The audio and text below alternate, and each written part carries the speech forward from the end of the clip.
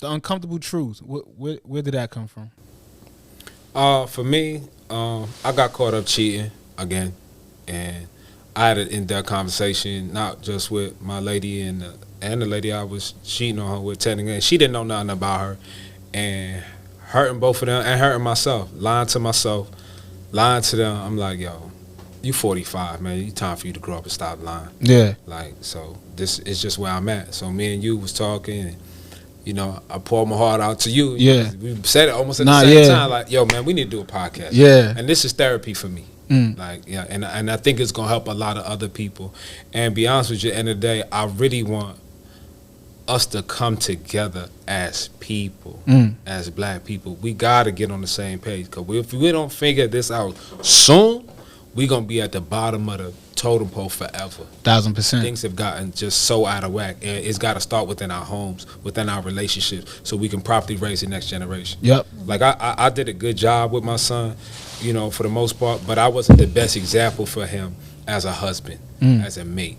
He's already shown that he's better than me in that realm. Wow. You know what I'm saying? So however he figured out.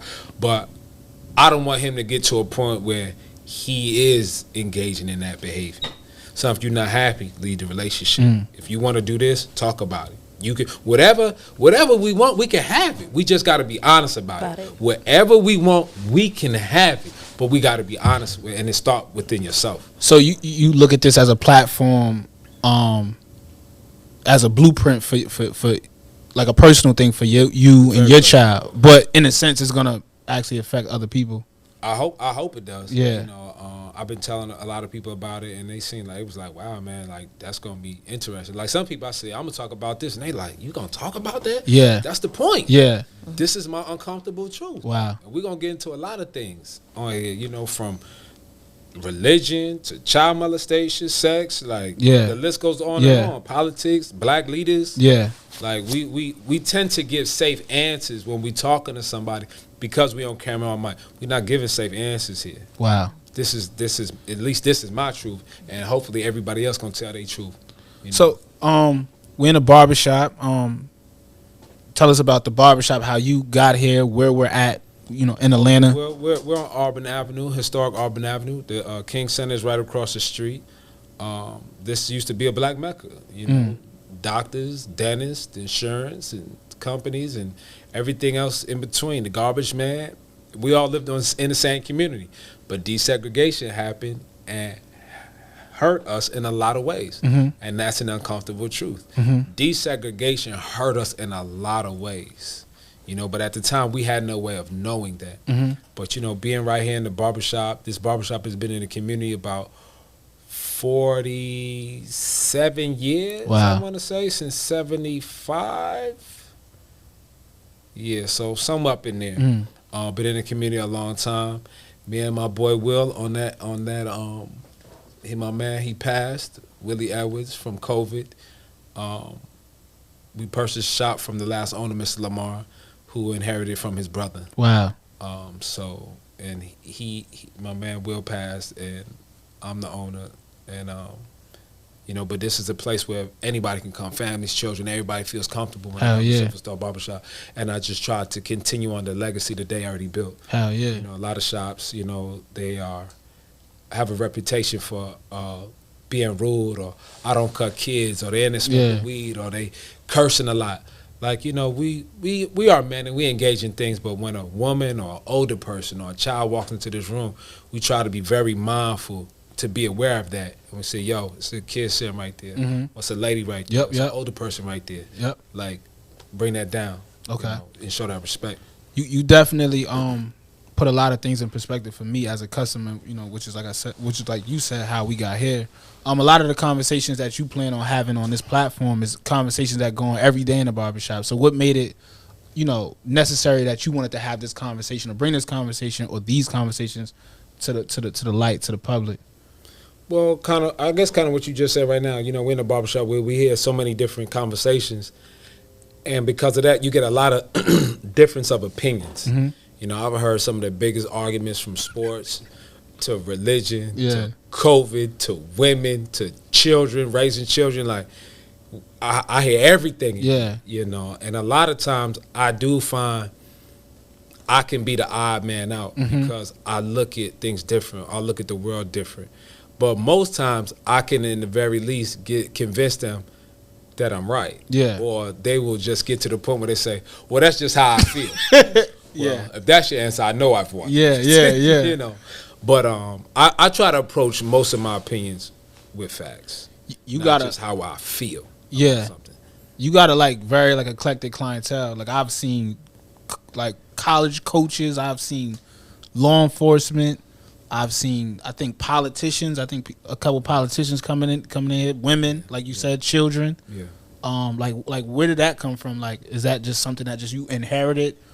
You know, from being in the community so long. For me, I guess it's just my personality. I think with most barbers, and I remember a barber told me this a long time ago.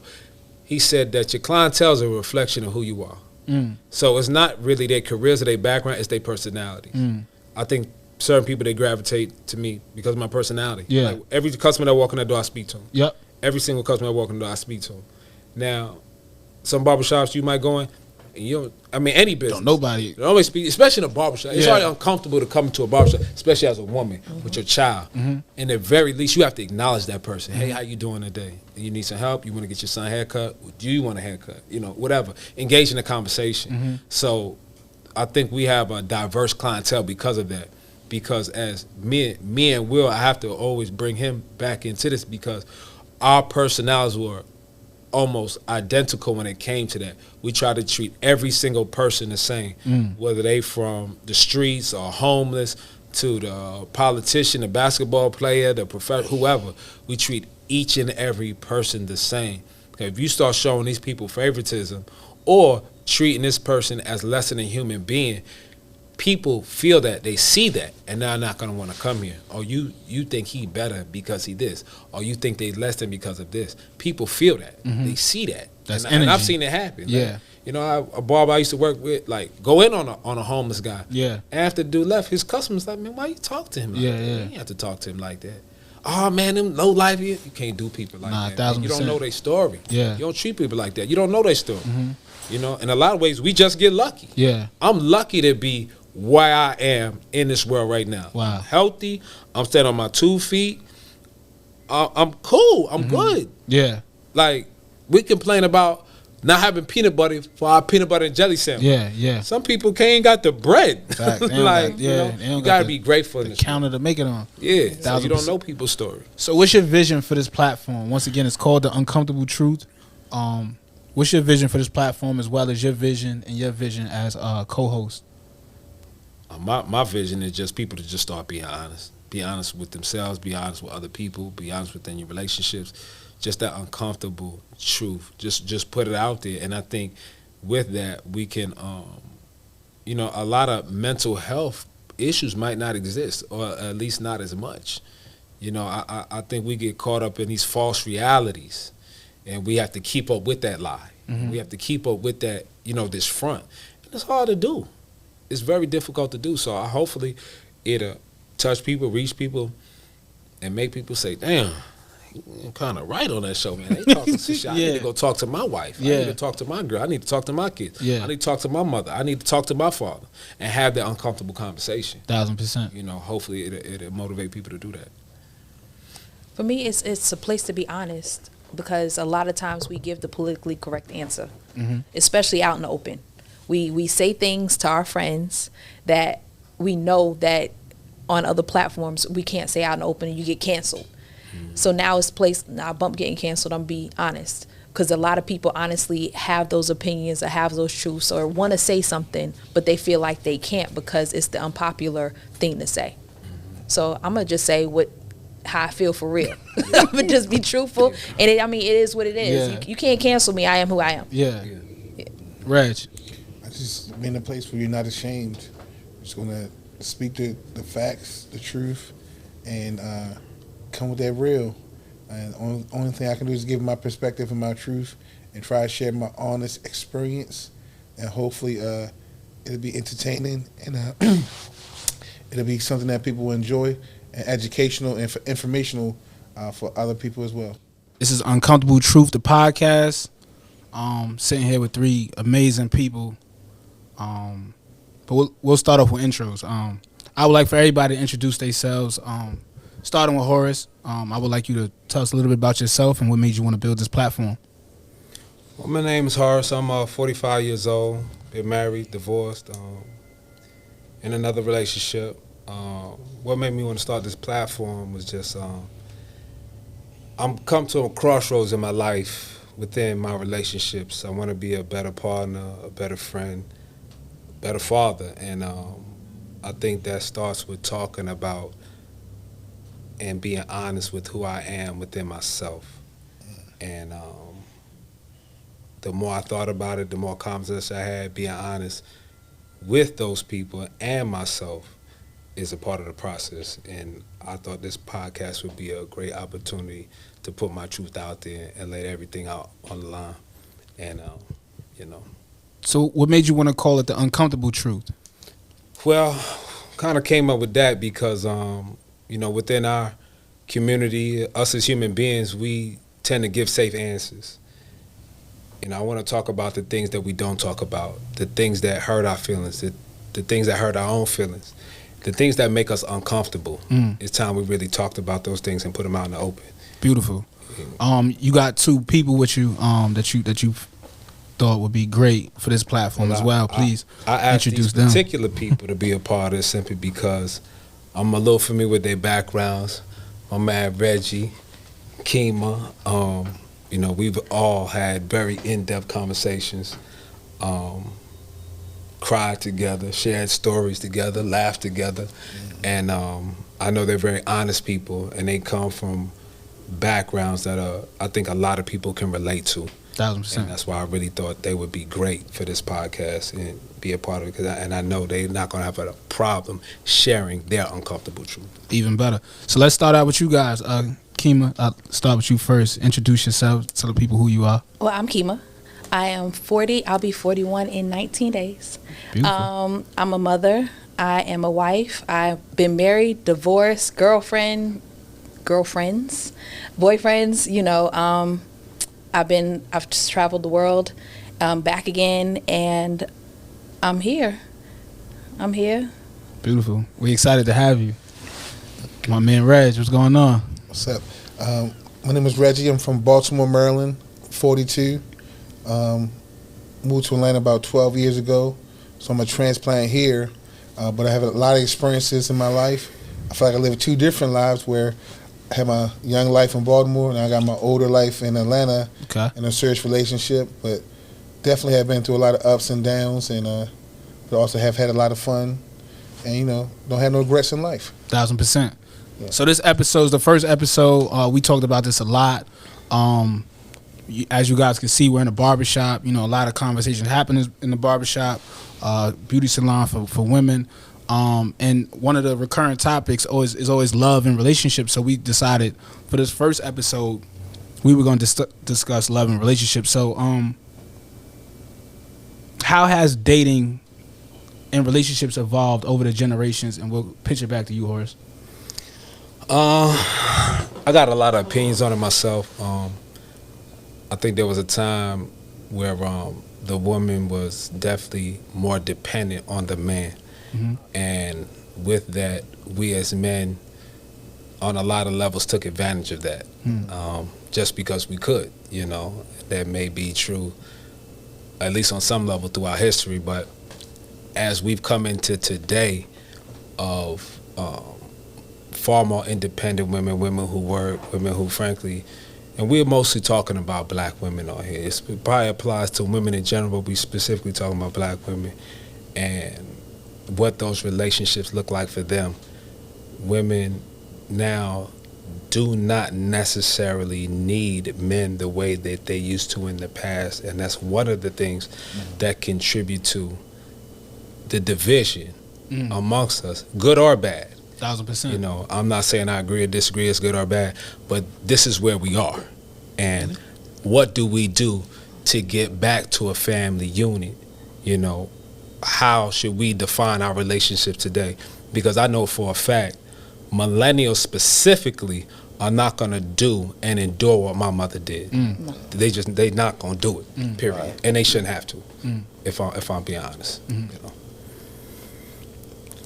I'll bring it to you, Reggie. Okay. How has relationships and dating evolved over the generations? Definitely, people have way more options and they're way more educated. You know, I would think back in those Color Purple days when you got Danny Glover and Celie, where that's a situation where it's a fictional book, but you have a situation where somebody said your father gave me to you, and that was her husband. But that was still a blended family because that man had been married before and had grown children. So these things have happened throughout the years. But now, we live in a situation now where a person can walk away from that situation. They gotta go get help for that situation. So definitely that dependency is definitely gone on that type of abusive level. But in terms of just a life and loving level, I think people just have way too many options.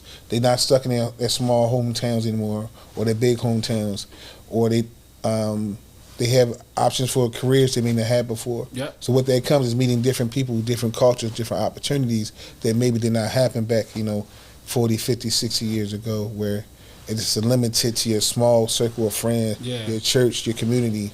And now, through these apps, you can literally dial up, what do you want to date? I want to date this type of person that weigh this amount of person and never been through this. Now they can say a little bit of baggage, a lot of bit of baggage. Damn, you actually can judge a person like, I don't want nobody that should drop out the way right now. Dissect like making a piece of it. Oh, how many kids can they have? 0 kids, 1 kid, 2, 3 kids. Like, wow. Like, people really thinking about their dating level based upon how many children you have. And then we can just click that. But back in the day, you just had to meet somebody and say, man, I can't believe I met your granddad and he just loved me for what my situation is. He took me in. Now a person really say, you know what? Without even judging that person and knowing that spirit in their heart, I can't even go through that. 1,000%. So that's what applications have done in today's dating world, in a sense. Kiema, same question. How has relationships and dating evolved over the generations from your perspective? I definitely agree with both of them. Like before, we were more dependent. Now, women, we are doing, especially black women, are doing their own thing. And it's kind of on this whole, we don't need you, it's if we want you. And then if we want you, it's what are we willing to pull up with? And it is a lot of options. I mean, even for us, I know we outnumber black men, but still we are now opening up to other options because of not finding feeling like black men are not finding the beauty in us the same way that before they were choosing us. So it's definitely evolved. We're definitely not dependent anymore. We definitely have apps to jump on, and now, I mean, women are choosing women a lot too, and they're exploring that option, and kind of on that, and poly's becoming a lot more popular. I'll use that word. So there's a lot going on these days that wasn't before, whether it was going on before but not spoken about, that's out now. I'll say it like that. More acceptable? Yeah, more acceptable now. So I'll pose this question to the group. What was your experience, what was your first experience or example of a functioning relationship, like from whenever you seen it? I've never had an example of a functional relationship. I mean, grandparents, right? I would say my grandparents. Okay. What I thought was a great relationship, come to find out my grandfather had a whole nother family. Wow. Yeah. But, I mean, and I was a part of it and didn't even know. Like, I was being told, let's go to I was a little one. Let's go to your cousin's house, but don't tell your grandmother. Don't tell your grandmother. And then later on, after he passed away, I found out, like, he had a girl and 3 other children, and my grandmother has 3 kids for him too. But what I saw in that household was respect. Wow. My grandmother had a no smoking sign in her house. And it'd be funny because the men would smoke. I'd be sitting on the dining room table. My parents still have this table, sitting on the dining room table, and then she come in, and I'm talking about they throwing it out the window and trying to get rid of the smell because of the respect they have for her. Even when she came in the house, she didn't yell though, she ain't scream. She smelled it. She didn't yell, she ain't scream. She just did kind of a head nod and walked away and let it kind of be known, like, I know what y'all doing. So to me, the way they respected each other, I still hold on to that. I will never ever go off on my man in public. I will handle him, but it will not be in a public setting. I don't feel the need to do that and to embarrass either one of us. My parents still together these days, and they've been through their ups and downs, but they showed me how to stay together. With my first marriage, I went through it. We'll talk about that. Yeah, I went through it. But it taught me to stay together and how to stay together. Smooth. Yeah. Functional relationships. Your first example. You know, I would definitely say maybe my parents, even though it was a blended family, my mother had 2 children before she met my father in college. They met at a school in Baltimore called Coppin State University. Wow. And I know that my parents definitely love each other, but they definitely had their own 2 worlds before they met each other, and their worlds blended. Mm-hmm. But I think they kind of already, because they met each other, maybe not as like teenagers, more as like in their mid-20s, already been working. They kind of like they did what worked for them. So I never seen my parents beef, but I know we did a lot of fun things together. Yep. And went on a lot of trips together, and I know they had each other back. And up to the day my father died, my mom and dad was together. But Major. But we'll get into their, not going to always tell their story because they tell my story. Yep. But I definitely feel like they just had a different dynamic where they supported each other.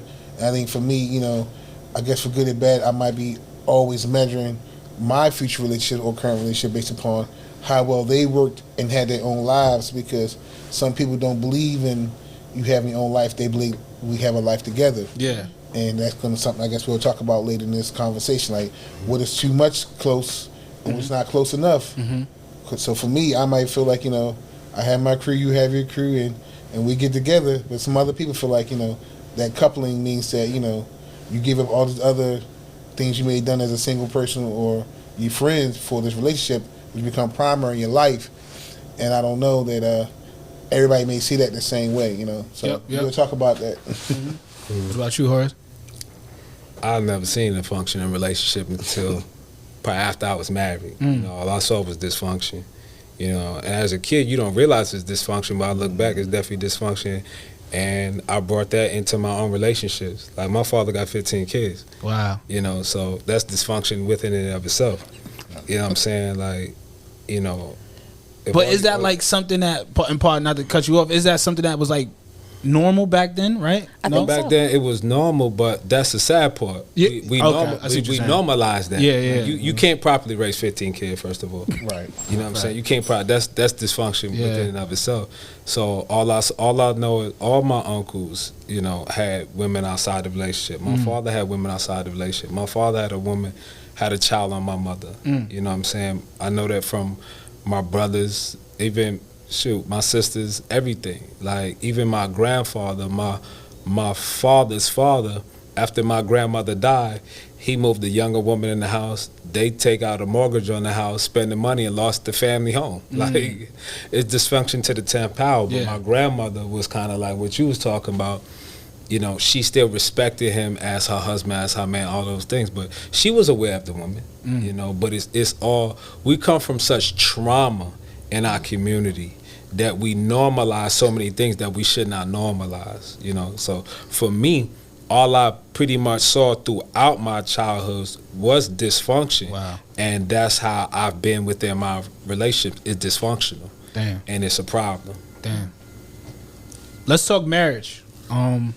Is marriage still relevant today as it was with previous generations? Has anyone been married here? And if so, what has your experience been with that? Would you do it again?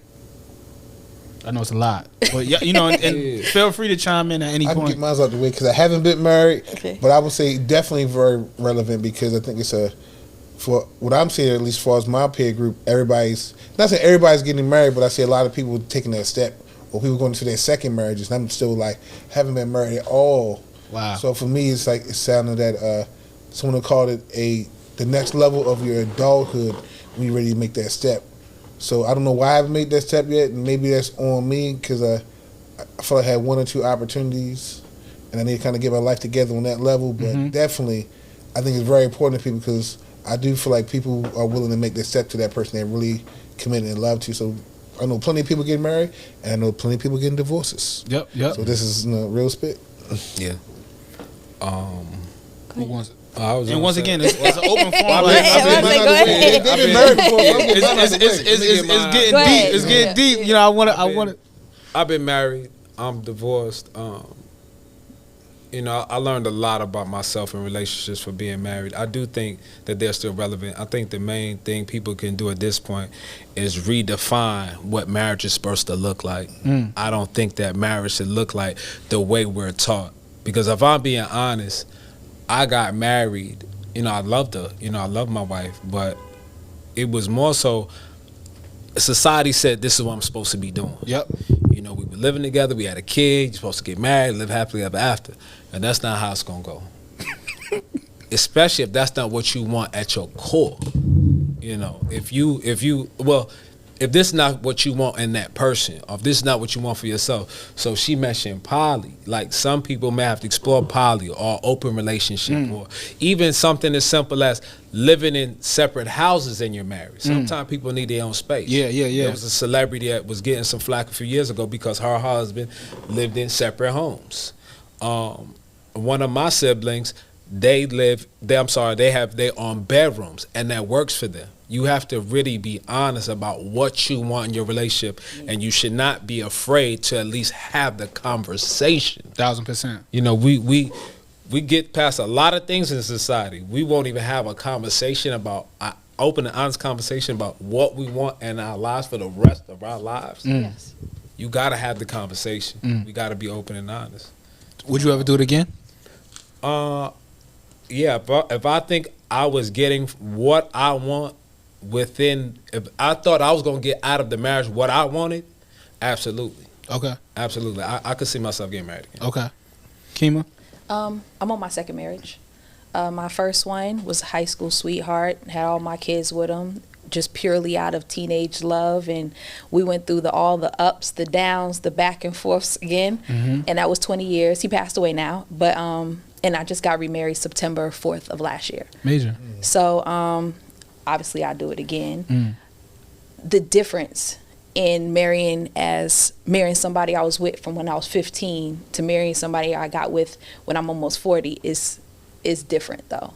Now it's more love and logic than it is just love, because I realize you can't eat off love. You can't have real conversations really just based off the fact that you love somebody. You can't, there's a lot you can't do just based off of love. 1000%. So now it's going into it being more logical, as well as knowing I love that person.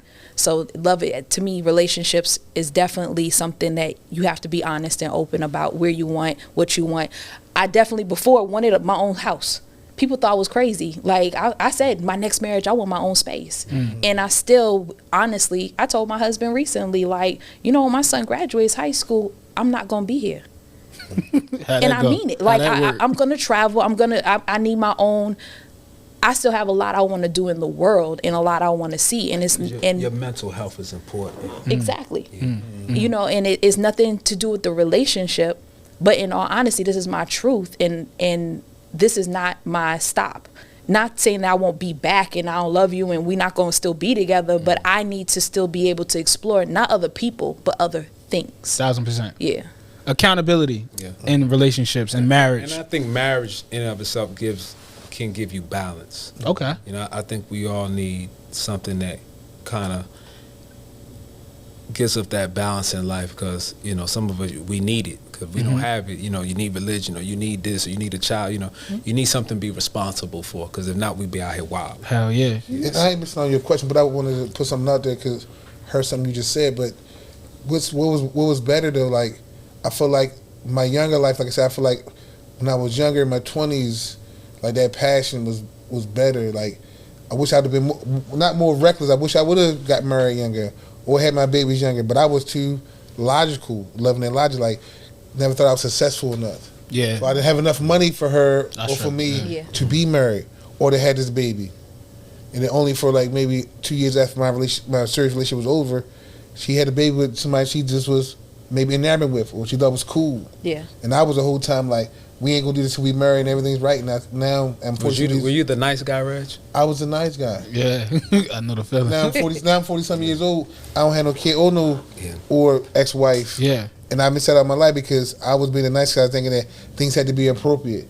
And then she, at the time, maybe she wanted to be appropriate, but you know, women love attention, so maybe I took my attention off of that passionate part of it and start logically thinking about what the next step's going to be. But like she told me, it don't take 5 years to figure out if you want to be married or not. It doesn't. So I got to eat that when you talking about cheating or never getting married, because I had 5 years to get engaged. I had 5 years to save for a ring. I had 5 years to be passionate and go have this baby. So, you know, sometimes people ain't going to wait for you in their own timeline, you know, as far as that marriage thing. So I think about that. Well, it is relevant, but people ain't going to wait for you forever for you to figure out where you want this to be for a lifetime. Wow. You know whether or not you went. So Yeah. I would have been more passionate. I tell people it's cheaper to get married than it is a pair of Jordans if you really want to be married. If you really just want to dedicate yourself to somebody out of love and in all honesty, even with people talk about it being a piece of paper. It's an important piece of paper. I heard. When he passed away, trust me, we were divorced by that point. We were back together 6 years, but we were divorced. And that, me not having that piece of paper took a lot of decisions from me. And I was back with him. We built a life. And it's like, hold up, these decisions aren't mine to make, but we've been back together. And I have 4 kids for him, but yet the decisions were taken from me.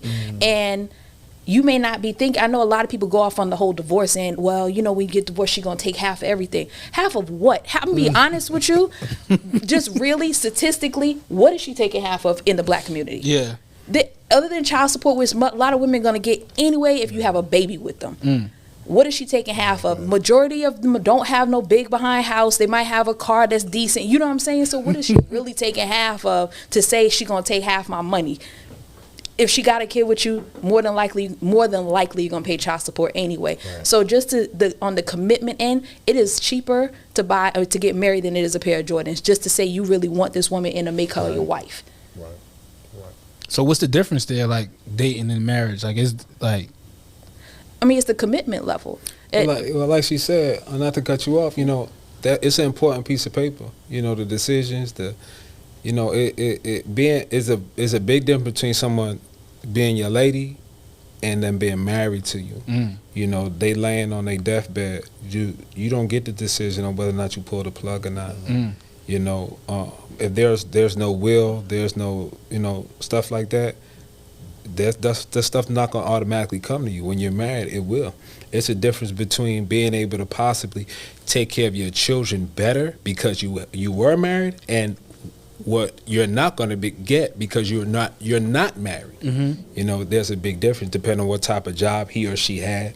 You know, there's a big difference between being married and not being married. Yeah, you even know? some is and it's the benefits of it. Yeah, there are benefits that come with that. Real benefits like health insurance. Even right now, in my own, like, I want to like focus on speaking to myself today, but even in my own dating situation, I got health insurance. And because we're just dating, my girlfriend don't have health insurance. Now, she had health insurance through the her plan, whatever. But if we were married, she could easily be on my dental plan, or be part of my 401k benefit packages, the beneficiary. But because we're just dating, I go to beneficiary, I select next of kin. But if we were married, it will be my wife. Exactly. It would just be my lady. So that's a big difference. And just like real briefly, even. A situation happened in my family, like with my grandmother. She was married to my grandfather for many years.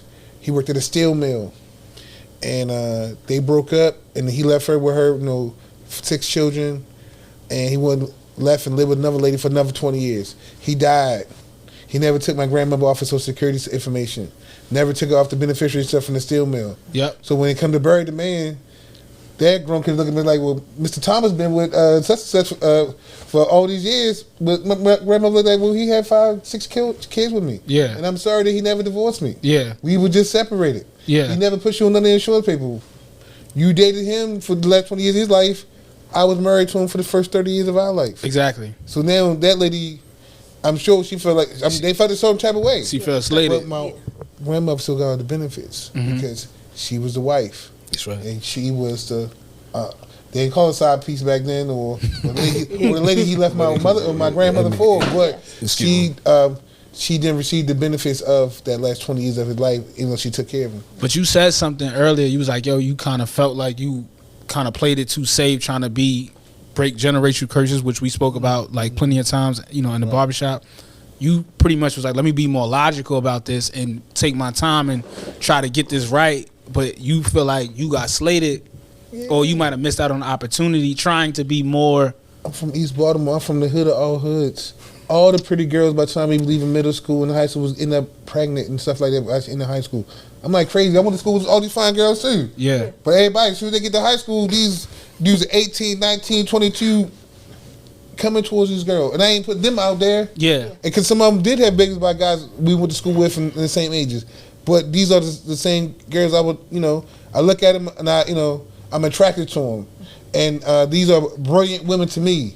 But I took it more, I was maybe more of a friend or more of an, then realize this is a alpha male challenge to spread your seed. They friend zone. Yeah. But or just an alpha male thing to spread your seed. Like you said, your father had 15 kids. I know people in my community who had the 10 and 12 kids. So when I hear about the DMXs or your dad, that's not strange. Mm-hmm. Yeah. Or the young ladies that might have had 2 or 3 kids by the time they finish high school. That's not unfamiliar to me. So for me, I was trying to do something different. But now looking back without having that kid, and I'm on the apps and social media, and I see some of my friends, their children graduating high school, they're going to college. And by the time I have a baby, they're going to be grandkids. Yeah, and I still want to have a kid. Yeah. And I missed out on that period because maybe I wasn't aggressive enough or passionate enough about let's do the damn thing right now instead of being like, yeah, once I have this job and I make this amount of money and this thing going to be right and that thing going to be right, I realized that love ain't about all that logical, to me anyway, because I'm the one who took the bitter pill of it. So for me, I will feel like, now it's time to be passionate. It's time to go ahead and have a baby. It's time to go ahead and get married. What the hell else can happen now? Goddamn pandemic. So what's your thoughts on that as individuals with children from previous relationships? Well, let me just say this first to go back to something she said when the child support and all that. You got to really talk about doing the right thing, right? Mm-hmm. So when you talk about child support, like me and my wife divorced and there was no court order. I always did what I was supposed to and above and beyond. And she'll tell you that a lot of men were selfish. Mm-hmm. That's the uncomfortable truth. Mm. We're selfish. We were too concerned about who she's sleeping with, what she got going on. Mm-hmm. Oh, it don't take that much to raise a child. Even if I gave a man the argument, oh, it don't cost that much to raise a child. Yeah. Oh, yeah, maybe he'd be alive. Maybe he get fed. Maybe he got clothes on his back. But what's his mental health like if he got to move from the home he's been living in because y'all not together no more? Mm. You can't put a price on that. Do what's right. If you can afford to make it to where they don't have to leave their home, where he can continue in the same schools with his same friends, that's what you're supposed to do. Mm. That's what we got to do what's right. Mm-hmm. We talk about, oh, I don't get along with her. She get on my nerves. She be this and that. Look, man, you laid with her. You had a kid. Yeah. You ain't willing to make no sacrifices about your kid. Get out my face. Yeah. That's a cancer. It's contagious. I don't want it around me. Take care of your kids. 1000%. Kids do not ask to be here.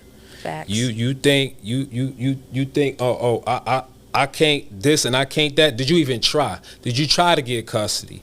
Did you try to get a court order? Did you try? You ain't try. I ain't got no money for that. You got money for everything else. You got money for your weed. You got money for your wine. You got money for your liquor. You got money to go out. You got a girl. You got on Jordans. You got money for everything you want to have money for. And they got places that do it for you pro bono at very little next to nothing. Yes. But did you try?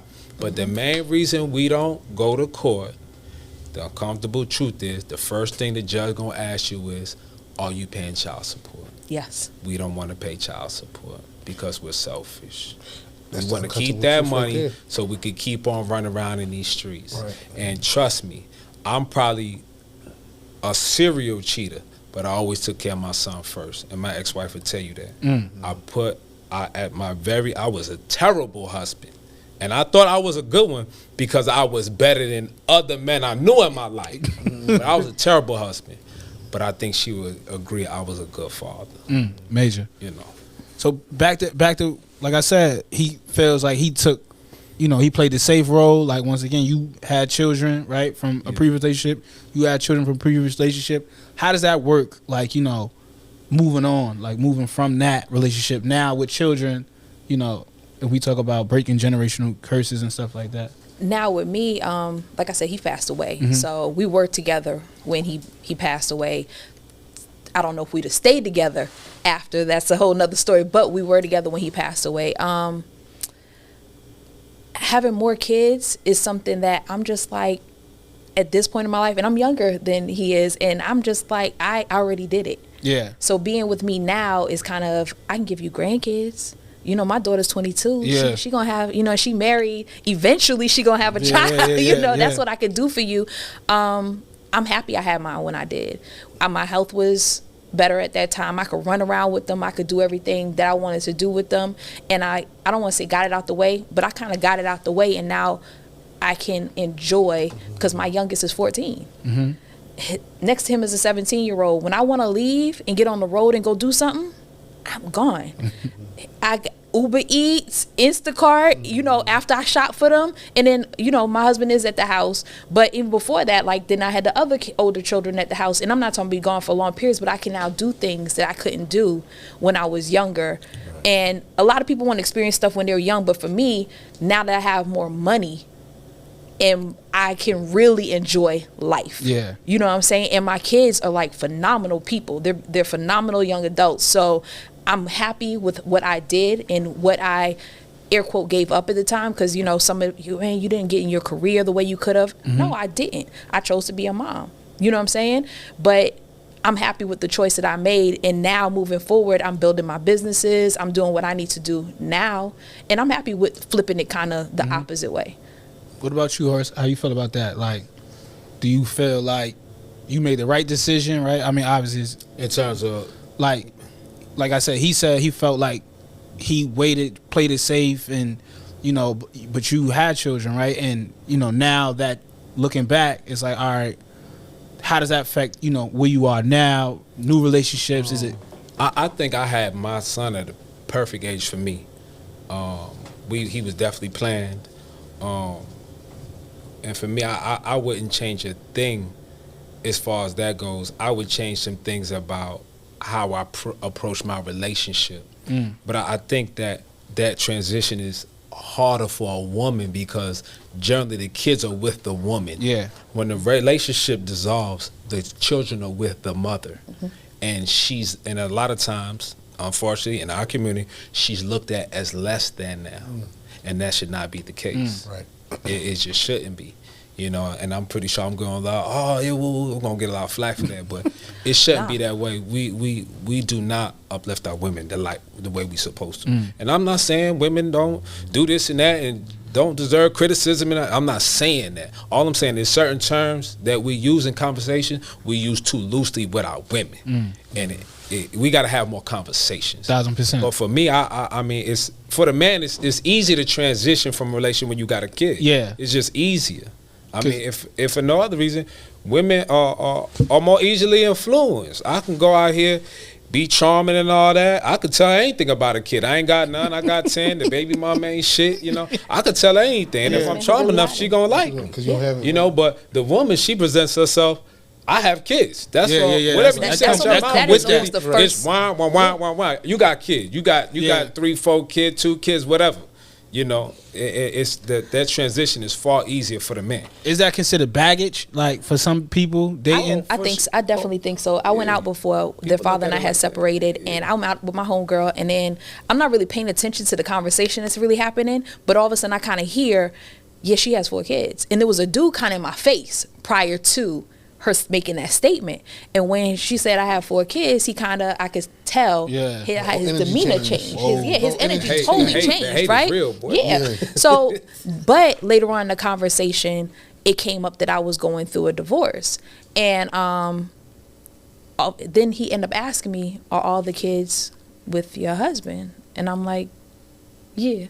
But his energy done changed, so my energy's changed. You know, I'm like, yeah. But you know, it's a shame that we even gotta ask. We gotta cut. Yeah. So he asked me that question. Now he back on the bandwagon because he saw me differently. Because now he realized, you know, she got 4 kids, but all of them got the same father. Yeah. So and I was married to, you know, I married to him at the time. So then it was kind of like, oh, I get it. Yeah, like okay, I could look at her different. And that for me, after he passed away, that has been something that, she has 4 kids, but then it's, but they're grown.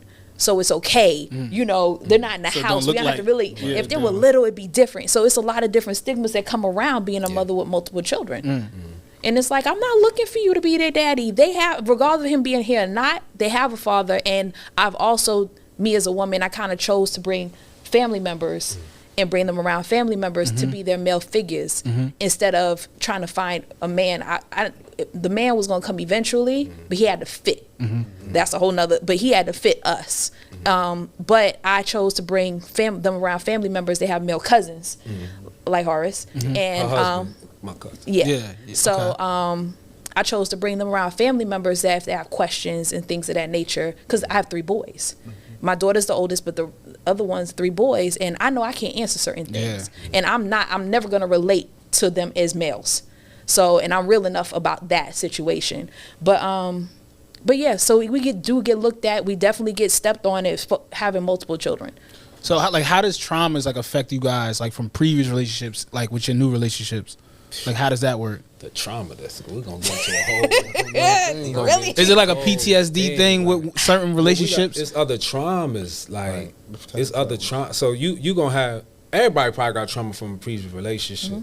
But for me and Aisha both, coming from childhood traumas, it affects you in your relationships, you know. And I could speak for myself, being molested as a child for years by my own brother. It affects how I deal with people. It affects how I deal with the world. It affects everything. It even affects like how I deal with children. Yes. Like, because you never, it's a constant thing in my head to make sure I don't do anything to make a child feel uncomfortable because of what happened to me. It was a constant thing when my son was a baby, that I know exactly who he's with at all times. Not, oh, I left him with grandma and grandma left him with someone. Don't leave my child with nobody. If I left him with you, he better be with you. Yeah. Yes. Period. And people like us, we're far more aggressive about that. And people don't necessarily respond to that well because we're very adamant about it. You know, and I shouldn't have to go into my story all the time for you to respect my wishes. Exactly. You know Exactly. what I'm saying? You know, I shouldn't have to do that. But trauma in and of itself, there is so many traumas that go into that you're going to carry into your relationships. There's so much trauma. I mean, the residual effects of slavery. I mean, it's all trauma. Yeah. It's all trauma. I know we had a conversation before about, you know, the light skin versus dark skin thing. You touched on that as well. Yes. About your complexion and having like a, you know, thing about that with relationships and people. Yes, definitely. The whole you're light skinned and you think you better, or your light skin is just easier, neither is true. I feel like, you know, black women, we each have our own things that we went through, our own traumas that we go through with our complexions, with my light complexion, with your dark complexion. I'm not light or dark enough, and I sit nowhere. I have no place to see sometimes that I feel like I belong at, compared to, you know, other people. It's like, you know, dark-skinned sisters, they got each other. And they you know, that's how it feels. And it's like, I'm not black enough, and I'm definitely not white. So it's a hard space to kind of be in. And then it's just that definitely is something that comes difficult and trauma in it, because then you have the males constantly kind of sexualizing you. And I mean, and it's kind of on at one point, because I've been molested and raped. So I was like, do I have something on my forehead that's saying F me over? You know what I'm saying? Like, I'm wide open. I'm a tom. I was a tomboy, especially back then. So it's kind of like, what are you looking at? You know, but something else. And that's why I tell them, like, you have the things you went through as my brown-skinned sister, and I have the things I've gone through being light. But trust me, nothing is harder than the other. Yep. We have our own things that we go through and our own ways to deal with it. So I think that's definitely something that's an uncomfortable truth with us, is trying to kind of blaming or weighing the traumas. Yeah. And I'm like, we can't weigh our traumas. Yeah. We can't say, oh, you had an easier life than I did. Like, you really don't know. Yeah, we you all don't got know a story. We all nothing got a I've been story. through Yeah. on a deeper level. Yeah. And if I sat here and told you my story, it would take me a year or two to tell you the things I went through, especially because of how people didn't see what you're living like now. I choose happiness. Yeah, you got to choose happiness. Yeah. You have to. I choose if we don't happiness. choose to be happy, we're on drugs or alcohol, we're gonna eat a bullet. Yeah. You have to wake up and say, today I'm gonna have a good day. Like And that start at a very young age. when you like express, like when you like open up to like your partners about stuff like that, like how does that, like, do you see people step back and like look at you or treat you differently? Because is that not something you talk about? Like, how does that work? I'm gonna tell you, other women that I've spoken to, opening up to your partners lately has been a thing. It's like, no, we don't want to. We want to open up to our honest truths because we feel like it gets used against us later on. Like if I tell you everything I've been through, now you think that that's the type of stuff I'll tolerate. So I can't tell you everything I've been through because I'm no longer that person. I will not tolerate those things anymore. So I can't give you a pass or a thought that this is who I am. That's who I was. So it's hard to be honest on everything that I've gone through and being honest about who I am kind of in all actuality, because all the things I've been through is a part of who I am. It made me. But I can't tell you everything because then you'll be like, well, such and such put you through that. And when the person does it, and it's like, dude, I didn't tell you that so you could do it to me. I told you that because that's where I've been at, and this is where I'm trying to get past, and I no longer want to be through it. I was on the phone with my niece a couple weeks ago, and I'm on the phone with her dude, listening to her dude and her have a disagreement, and that's literally what he told her. Like, your baby daddy did this and that. That's where she was. That's not where she's at. Yeah. So it's hard to be honest and open with your partner because it's scary. You want that to be your best friend. It should be your best friend. You should be able to be honest and open with your partner, but the reality is it seems like you really can't. Yeah, especially if go ahead, Reg. I'll say maybe go back to that whole love and logic thing. Like, you just trying to hold on what you got, because if I let you know all my baggage, this might be a bit too much for you. If I tell you A, B, C, and D, make me feel like A, B, C, and D, you might turn around and say, that's a bit too much for me. When you're older, when you're younger, you can thug it out with that person. They gonna know that, man, I didn't know you were this crazy. I didn't know you was whoop-de-whoop. I didn't know your mother had this going on, or your dad had that going on. Why you didn't tell me your brother was like this? But when you're old, like I say, going back to that application thing, the selectivity. We once talked about love with conditions. Yes. When you're young, that's that unconditional love. When you're old, there's those love with conditions. What's in that baggage? I don't know. What's too heavy? It's too much. I got to take a step back. And you just want love, you want to hold on to that. But sometimes you be like, man, I ain't expect all that. This 2 weeks in a row is the same shit. Yeah. This been a bad year. I need a break. I need a V8. Like, goddamn. And sometimes it may not be that easy for you to either share with a person or experience what they got, what they bring to the table, because trauma is so real, and it could be past trauma. And it can be even harder if you're experiencing somebody going to do current trauma. And what can you really burden from another person in your life right now? And those options. Back in the day, you got swing low, sweet chariot. We're gonna go through this. We're gonna be pulled through that through the drought, through the Great Depression. But now people are like, I'm not going through the Great Depression. I'm just moving to Atlanta. Yeah. So, like, looking at previous relationships, Horace, like, have you been reluctant to like share that, moving forward as you gotten older, or has it been easier for you to talk about, that experience? I was very reluctant, probably late teens, early 20s.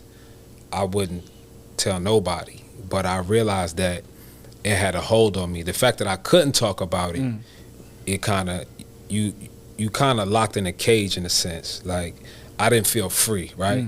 So, like she said, you got to choose happiness. And once I started choosing to be happy, you just don't go around blurting it out. But when it come up in general conversation, I would share my story, and it would still give me an anxiety at that time. But as I got older, it's easier to talk about, So, for me, definitely talking about is very important, but as a man, a lot of times we won't, because not only, like I said what I just said, I've been molested, right? Some people, at least in my mind, look at you as weak, or you less than, or you soft, or you gay, and those things, especially when I was young, I thought was a cardinal sin to be viewed that way. We're taught to be strong and tough and hard and all the time. And because of that, I was young with nephews, and I raised them the same way, right? So I had a nephew, and I'm switching gears just a little bit. I had a nephew when I was 10, he was born, so when I was 20, he was 10, right? He would literally come up to me to hug me. And I was so demented, I would push him away. I would push my nephew away, say, go on without that hugging, man, they're gonna make you soft. I was still in a gray area in my life on what it means to raise a child, to Love a child. be loved, show love. Yeah. You know, I didn't know how to do it. And then now, at some point, in some ways, he's repeating the same behavior with his own children. Wow. Now that's bad, because I've seen my nephew, his kids, love his kids together. He hug them, kiss them, and all that. But some things is mimicking the same behavior, at least in some ways. Now, in terms of sharing it with people, I've been lucky. You know, most times it's, you know, you with your lady and you pillow talking. I've never had a woman throw it in my face after I told her. But I'm sure that is why men are reluctant also, because, you know, women, y'all can get ready, y'all tongues get sharp. My gosh, Women's tongue will get sharp. You know, it's like a razor blade. And it only take one. One person throw something in your face that you vulnerable about. Wow. It especially us as men, we don't let it go. We shut down. You know, Even if we don't leave, that might be a whole block area in your whole mind, spirit, and soul. That I can't believe you just went there on me. Yeah, I'm gonna remember that. It messes with you. It messes with your psyche. Yeah. Let's talk about cheating. Oh wow. Let's talk about cheating. Well, what it seems like to be like a lot of options out here. Let's deal with monogamy. What's your thoughts on monogamy? And once again, whoever want to jump it off first. You spoke about polygamy and all kind of weird stuff. So let's start with you, Kiema. I think that people should be honest on what they want. I think people need to educate themselves on the difference between an open relationship and poly. Also, Hold on. What's an open relationship? What is poly?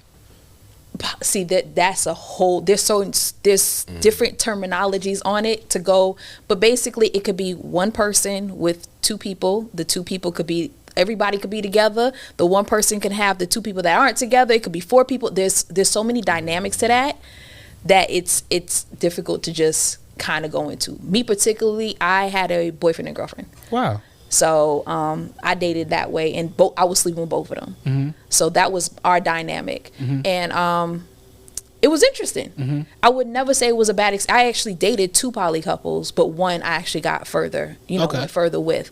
I thought in my mind, because I like my space sometimes, is okay. One, I had an interest in females. I wasn't exactly sure how deep that interest was at the time. And I was like, okay, so this kind of helps me in that. And two, I didn't really want to give my time like that to somebody all the time. When I get off, when I have my kids to raise, I have projects that I work on, and when I want to go off into my world, I kind of don't want to be bothered with. So I kind of figured like, if he got her and they got each other, when I go off, I'm good. Yeah. You know what I'm saying? It don't work that way. It don't work that way. I had two people that love me. Wow. So now I have two people who want my attention on top of the normal everyday things. It's a commitment. It is a relationship. Now, an open marriage or open relationship is open. It's not a commitment to really anybody but your marriage. You might be committed to your partner in marriage, but everything you're doing outside is fun. It's not that's not a commitment. So that's the difference. If you want to just have an open marriage and you want to sleep with whatever, say that. If you want to be poly and have a committed, and you need to really understand these are real relationships. So now you got two women you dealing with on a relationship level. You got two men, because it's that way too. You know what I'm saying? On a relationship level, that you have to deal with their mental, their emotional, their health, their money. Like you're taking all those things on a relationship. And a lot of people just kind of mix it up with sex. No. It's definitely not. I can imagine. Yeah, it's definitely not about the sex. You know what I'm saying? But isn't that the start of it though? The attraction. I mean, any relationship is attraction, I would think, kind of. I mean, unless you just kind of built friendships and kind of went in like that, but it's still a kind of an attraction thing. But it's not based on, poly is not based on sex. It's relationships instead of just being something sexual. Because I mean, there might be times where, I mean, just like in a normal relationship, you don't feel like having sex. So it's not going to be threesomes all the time, or really a lot of them don't. You might have two girls that never meet each other at all, but they understand they're in a relationship with you, and they understand there is somebody else. They don't have to meet each other. They don't have to know each other. They have to meet each other. Yeah, it doesn't have to be that way, or it might be all three agree to certain terms, and they do know each other. They have a sisterhood, but they don't sleep together. And I keep saying females, but in all reality, it could work with males too. It goes, like I said, the dynamics go all different types of way. And open relationships is just that, open, and you kind of do what you want on the side, but you understand that you're not going to be committed to anybody else. And people have their own rules of what they have on that. Some open relationships is you don't do anything intimate, like kiss with the other person out on the outside. You don't sleep with them but one time. You don't, you know what I mean? There's just different rules to it, just so that you're not getting in another relationship. You're just kind of having your fun on the outside, so that there isn't that cheating, air quote, aspect, because you guys are both open that you want to have fun with other people sometimes, but I want to be with you. You're the one person I'm committed to. Then there's monogamy, and you guys just choose each other, but I feel like people are never really all the way honest with that, because men, I feel like a lot of times want openness.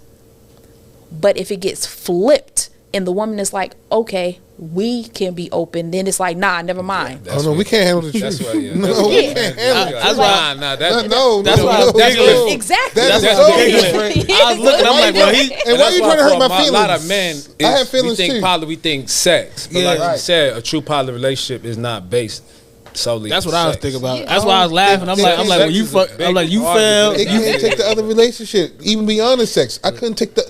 You think most men could take you having the? Could barely take you having the other friendship, the other companionship. Reg, your girlfriend going for that poly shit? No, That, but see, I'm not you even got because to have a I may be way too conversation. jealous for that though. You gotta be honest You got about to have a it. conversation. One thing Know what I'm about saying? Would she let you get another woman? I'm saying, like, I don't think so. I think, but at the same time, you ain't stupid enough to ask. as you old, I don't think it's that ain't stupid to ask, but I think.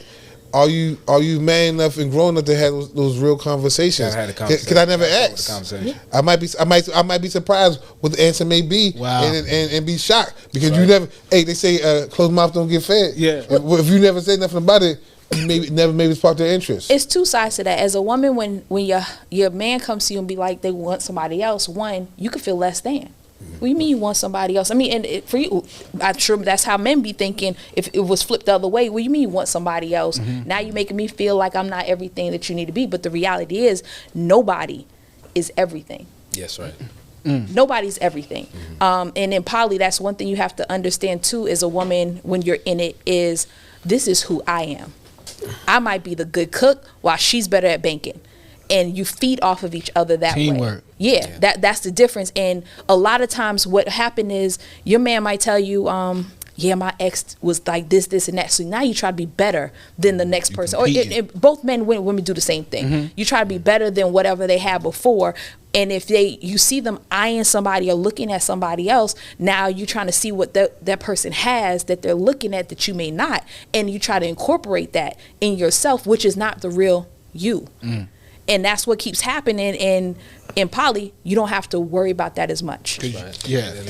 But you have to be secure in yourself to be in that. I wanted to touch on something you said earlier, because you said you admitted to being a bad husband. Like, I'm pretty sure that meant cheating. Yeah, for sure. So, what's your experience like with cheating, and like how does that happen? Well, cheating at the end of the day, it really comes down to the lie. See, with poly and open relationships, that should at least eliminate the lies. It should, because see, a lot of women will say, I ain't sharing my man. You probably sharing him anyway. The problem is there are a lot of lies going on. You know, it's too much deception going on.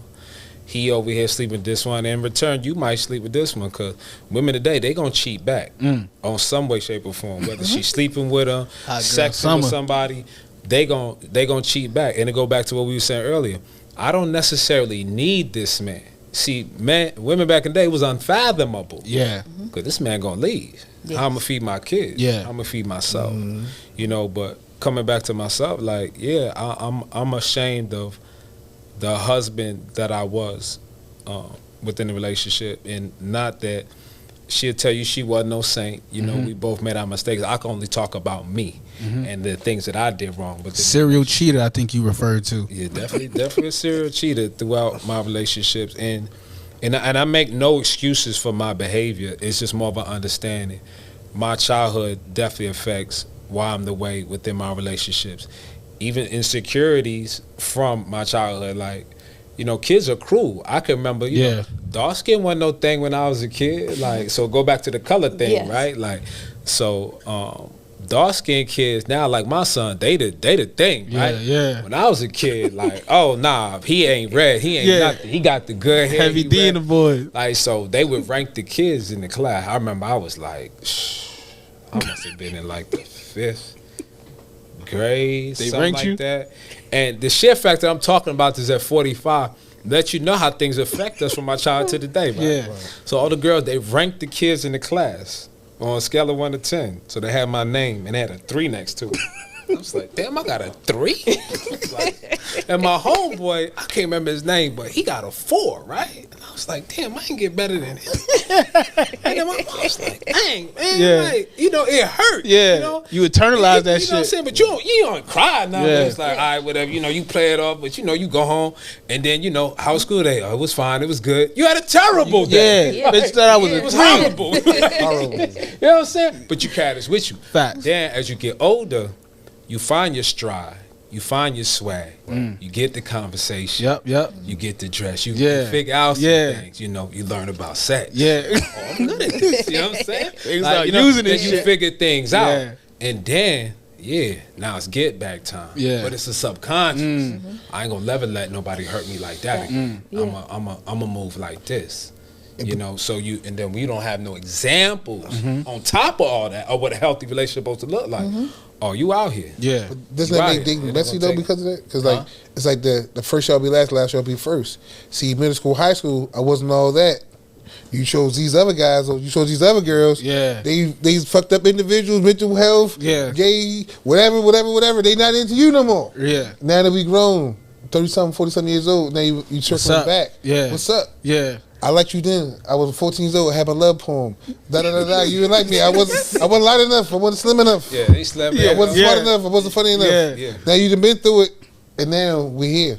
Yeah. Hey, yo, that's a thing. Like when, like I, like once again, my own personal experience, not to cut, you know, but when not being the tall guy, or not being the light skinned guy, like we had to develop other, like, strengths. Yeah, for sure. Like our conversation had to be there. Like our wittiness had to be there. We had to. Or they get into the gym. Or I gotta make a lot Yeah. of money. You know what I'm saying? Like it's something. A lot of us are overcompensating for our For that insecurity. 14, 15-year-old. Yep. We first started dating, you first come out. Especially men. Yeah, You know what I'm especially saying? I definitely That's why, understand you know, that. our egos get bruised so easy. Yeah.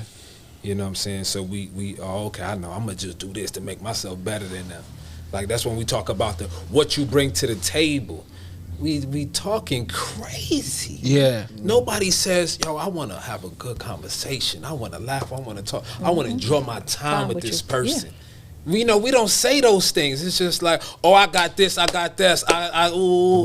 But it's like, but who are you? The resume. But who are you? Exactly. Who are you at your core? Man, I have have dated a some men. conversation Yeah, with you. I've dated some men who got it. I mean, most of the people I dated was 6 figures above, but they were buttholes. Yeah. I couldn't stand them personally. Their resume checked off on a lot of the financial boxes and the house, all up. But who they were as a people, I couldn't take it. I couldn't take it. I couldn't deal with it. And like I said, I told you before, I dated for me, myself, and my crew. So I was like, yeah, my kids are not gonna like you. They're not gonna like you, and you have to fit because my kids mean so much to me. 1000%. So and me in saying that, I'm one of those also who, the husband and wife is definitely the center. You know, I'm definitely hold my husband to a different type of stature than my kids, but he had to fit so that everybody could be comfortable together. That's how I felt. Question: is there levels of cheating? Yeah, sure. Yeah, absolutely. Yes. All right, so say your piece. Say your piece. It's levels of cheating. Everybody say yes. Myself, in the past relationship, it was don't bring a baby home. All right. I've been through so much I was with a serial cheater, and we had kids together, and we had a beautiful life. You know what I'm saying? And it was, the straw would be a baby. Come to find out at his funeral, yeah, there was one, but that's a whole nother story. I didn't find out until after he passed away. But that was my straw. I was like, I would want my children's father to be a father to somebody else. But I couldn't watch it. I knew that for a fact. Okay. I could not sit there and watch him be a father to another outside child. So that was my straw. Long as she don't mess with me. It was a lot of things that before I would tolerate. Yeah. You know, look, do not bother me. Don't come knocking at my door. Don't come in my inbox. Don't stay wherever. As long as in these 4 walls, all the lies are being held up, I'm fine. I used to tell people he was loyal. He wasn't faithful though. Yeah. Levels of cheating. Definitely levels to cheating. When I think about levels of cheating, a lot of times it comes to who you sleeping with. Okay. Like it can be, because women, a lot of times women gonna choose somebody close. You probably gonna know that person. Man, most times it's a little more random. For me, and well, let me say this first. Most men cheating, period. It don't matter what he did. If you cheat on him, he gone. He out. Men ain't they can't take like it. that. Yeah. Now, for me, especially now at my age now, especially if I know I've been cheating and my lady step out, well, we need to talk about, are we gonna have an open relationship? What are we doing here? Because the lies gotta stop. It's too much. It's draining. Yeah. It's the lies that gotta stop. Do we want to be together? First, answer that question. Do we want an open relationship? Do we want a poly relationship? Do we, whatever the case may be? But you have to redefine, what you want the relationship to look like. But, going back to the levels of cheating, there are definitely some things you can do within a relationship in terms of cheating that are worse than others. Like she said, bringing a baby home, I think for most women, especially today, they ain't playing them games with you. Yeah. My father had a child on her. My mother's of the old guard. It's not the baby fault. So as a mom, she's a mom first. She went out and she bought the baby clothes. She bought the baby formula, whatever. Women today, they're not playing them games with you. They not finna do that. Like, what? You better come get this baby and fuck out of here with all that. 1000%. Like, they not doing it. And frankly, they shouldn't have to. We ask our women to do too much. It's too much. Shit that we wouldn't put up with. Hell no. Yeah. Like, it's too much. But yeah, it's definitely levels to cheating. All right. Yeah. Reg, So. Levels of cheating is levels to how crazy you are. So how crazy you are depends on what you think cheating is. Because if you super duper crazy, you might think cheating is somebody message you on Facebook. People got arguments because somebody from high school done message somebody or liked a picture from somebody from high school. Yes. Like, see this person 15 fucking 20 years. I don't even know what the fuck this person got going on. But you mad at me about somebody liked a picture from fucking on my birthday from fucking high school? Yeah. Happy birthday to such and such. I don't. Thank you. I don't. If you super duper crazy, that's fucking cheating. Yeah. But if you on that open, don't give a damn shit, you can have a whole nother family somewhere that don't even matter. So it's all depending on how crazy it is. Is a phone call cheating? Are you actually out here dating? Are you about to really get dressed up and put your clothes on and go outside and go to a nightclub and go out and meet somebody? Anything you lie about within a relationship when it turns to somebody you communicating with is cheating on some level. So cheating is all about the lie? It ain't just the act? So it's not act. So if we agree I can go do my thing, that's still not me doing my thing? That's not cheating. It's not cheating if you're because they're informed. So you say I'm going to do this. Now they have all the information they need to decide how they want to move forward within the relationship or not within the relationship. The cheating is always in the lie. That's why you're cheating, because you lied. You either omitted information or you lied about it. But what if the other person can't do nothing about it? What you mean? There's always a choice. No, ain't no fucking choice. I'm with you, Ain't bro. no fucking choice. If I'm with my lady and I say, man, look, I want something extra, I want something different, or vice versa, and I say, okay, let's talk about it. Well, I think I want an open relationship. Now I could say, well, I don't want that, and she, well, so that's where I'm at. All right, cool, we breaking up. then she go out and do it. That's not cheating. Or if I decide to say she do it, it's not cheating. I'm from an impoverished place. When I hear you with your heels on, I can hear. I'm crazy. I can hear the phone with your earrings on, your foot tapping. Where you about to go? Nowhere. I can hear you at the fucking front door. But that was a lie. But she lied. That was a lie. But she lied. But it's going out with your friends cheating though. In my mind, the possibility for cheating is there though. But is that cheating? Am I crazy for trying to? That's not cheating. That's not cheating, but that's a lie. Because I'm trying to stop the cheating from initiating. If you get your ass in the bed, ain't no cheating gonna happen. If you go down to the club and have a drink, there wasn't no cheating before you stepped into that nightclub. Yes. So wait a minute, I'm confused. So you saying she go out and have a drink and meet somebody? He gonna prevent it. But that's the start of the cheating. That's the start of the cheating. The business, not necessarily. No. I've been at gas stations and supermarkets, and men will approach me any and everywhere. So me going out and having clothes on, majority of the time, if I'm going out with my girls, I don't even want a man to step to me because I'm in that realm of just relaxing, chilling, and having a good time with my friends, especially because I don't go out as often as I used to. But men approach me at the gas station, the grocery store, at the school, with my kids with me. You know what I'm saying? Back to the level crazy. What you doing? Why do you have sweatpants on? Why do you have that shirt on? When you do like this, your side show. Why do you decide to put makeup on just to go to Kroger? You know what I'm saying? Like I said, it goes back to how crazy are you? Because some women can't leave the house without. I know women that they say I got to be right when I leave the house. Some women they don't care, bonnet on their head, pajamas on, slides. They out the store. You know, that's just them and they. I had a mask on. I have a cat now, and I'm allergic to her. I had cat hair that must have got in my eye. My stuff was like leaking. Right, I'm in Walmart. Men still trying to holler at me with the mask on, with leaky eyes, with me sniffling. They're not looking at your head. They looking at your head. Right. We're men. Yeah. And I'm sitting there. Cat Williams talking about that shit. He's like, we don't give a fuck about a bra matching panties. Right. We gonna help you out. Well, we think we can fix things. We're like, you know what? I'm gonna get her some shades. You know what I'm saying? I met the new girl, and she fine. There's something wrong with her eye, though. That's how we think. That's how we think. I met her at Walmart. We figured it out on the fly. We'll figure it out on the fly. All right, so you could date an honest cheater. I have dated honest cheaters. Okay. Now I don't tolerate the same ish I tolerated before. So you ain't no cheating, period. But there's no such thing as an honest cheater. If he's being honest, he ain't cheating. So like you said, to the admit stuff, that means it's dishonesty. If you admit it after the fact, you still cheated. You asked me and I told you. You already did it. Like, you gotta give me an option before. Yeah, don't tell her afterwards. Oh, I'm honest with you. We gotta have to be. I'm talking about me right now. I gotta be honest about what I want within my relationship. Because knowing what I know now, when I was married, there are certain things that were going on that gave me insecurity. Right or wrong, I felt insecure. And because of that, I began to put myself in places into positions that I shouldn't have. And I ended up, I know I cheated. You know. And what's for me ain't for you. And that's why I'm about to get into genders. And I know what I'm about to say is very unpopular.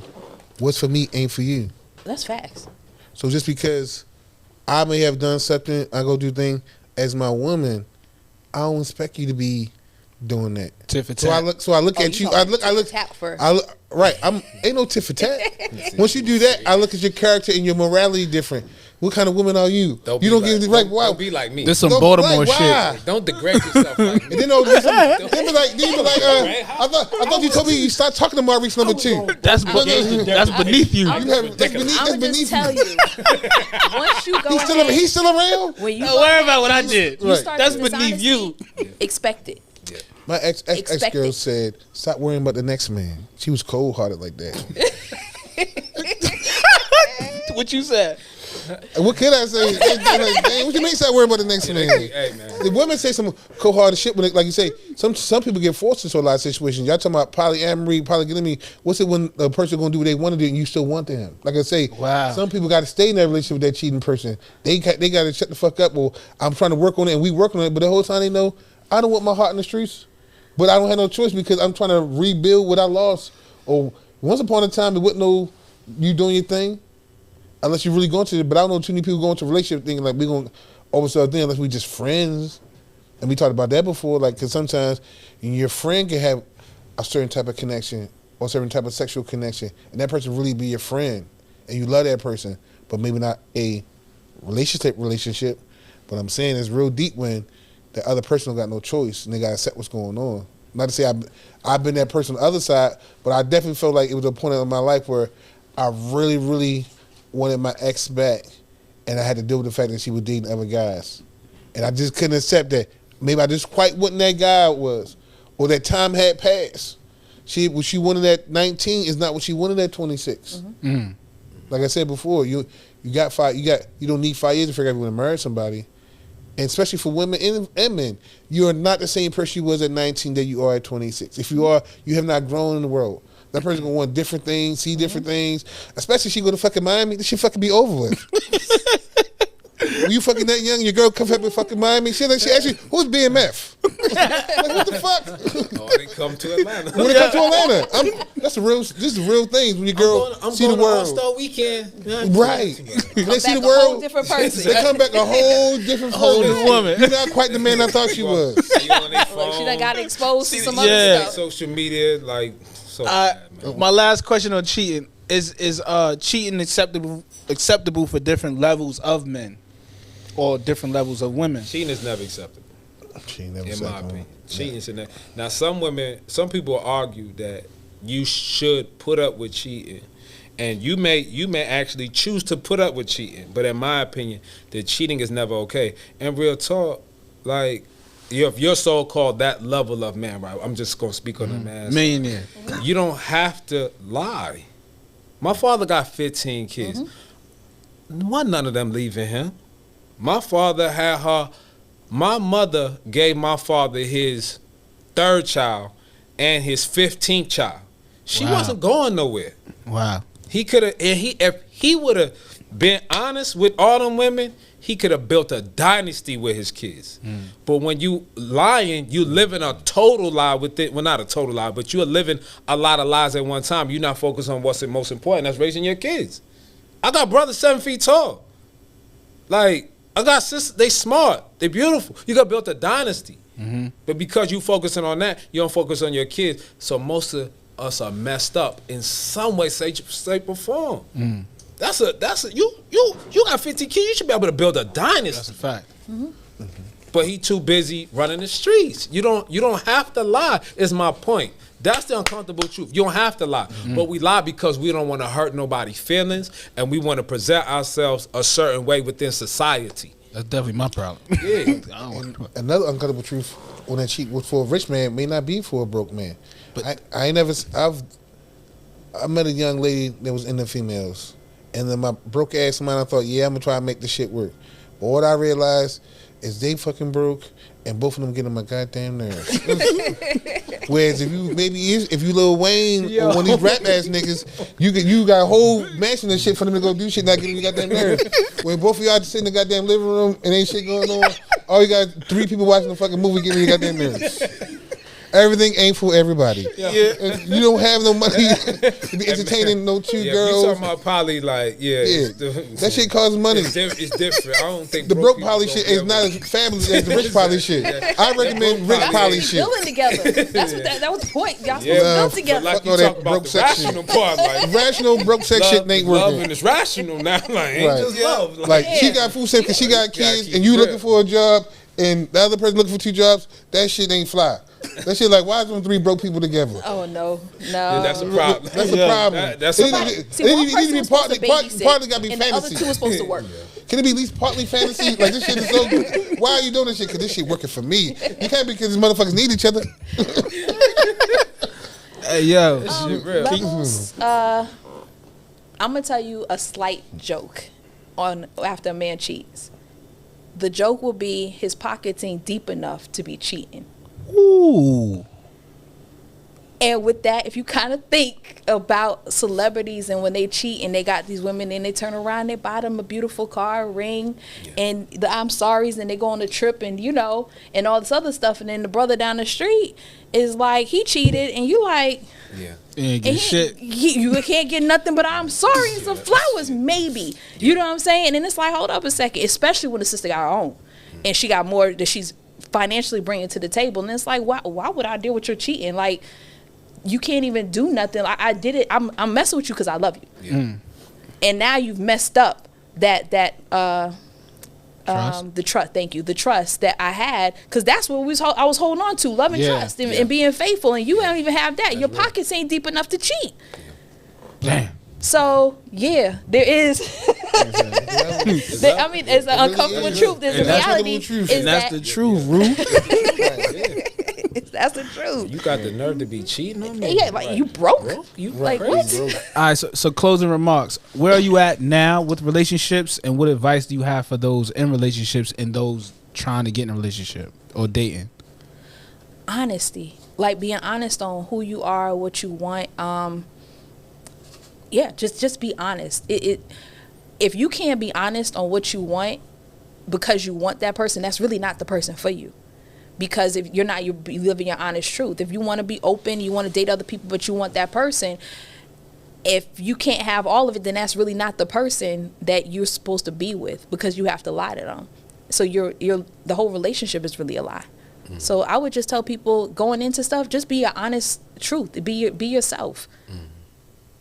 Yeah, I agree 100%. You know, where I'm at now is being honest. You know, and it's hard sometimes to be honest with a person because you're going to see the pain on their face. Mm-hmm. You know, you're going to see the hurt, you know, but you got to be honest. Let them make the decision of whether or not they want to move on with you based off who you really are, not your representative.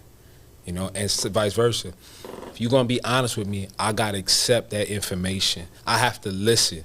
And I get all of my feelings and start thinking of ways to hurt you and throw stuff in your face. Listen. Have a conversation and listen to each other, hear each other. Like she said, be honest. Be honest about what it is you want. And with that honesty, when you give it to a person, you need to accept what they say back too. That's right. Because at the end of the day, you might tell your girl, I want another girl.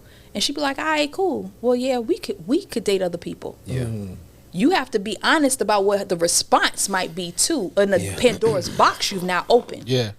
So, and a lot of men honestly can't handle that part. That's right. Say greedy get you nothing. How about get this first relationship going first? Locking on loving yourself first, because nobody can love you if you don't love yourself. Mm-hmm. But if you really are still experiencing traumatic experiences and doubt, insecurities, low confidence, and not ready, you won't be able to relate to that first person. If we worry about cheating, leave establish anything. So I would say just really focus on loving yourself so you can love the other person correctly.